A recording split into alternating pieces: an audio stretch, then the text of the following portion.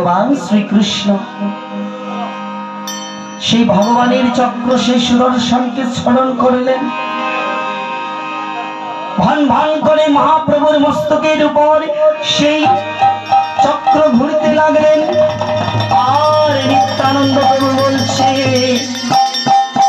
ওরে নিমাই নিমাই রে, তুমি তো কলিযুগে প্রতিশ্রুতি দিয়েছিলে তুমি এই কলিযুগে কোন পাষণ্ড পাপীকে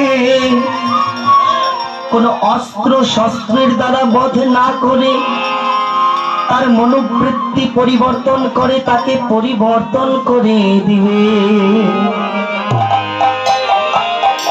তুমি তো নাম ও প্রেম বন্যায় প্লাবিত করে সমস্ত অধম পাপী তরাইতে কলিকালে অবতীর্ণ হলে মধুময় এই নবদ্বীপ ধামে। তুমি তো প্রতিজ্ঞাবদ্ধ হয়েছ ভাই, তুমি তো বলেছ কলিযুগে কোনো পাপীকে কোনো অস্ত্রের দ্বারা নয়, নামাস্ত্রের দ্বারা হরি নামের দ্বারা সবার অন্তর পরিবর্তন করে দেবে। তুমি তো এই যুগে কোনো অসুর কোনো দুষ্টকে বধ করবে না, তাকে তো নাম ও প্রেম ও সুধায় তাকে পরিবর্তন করে দেবে।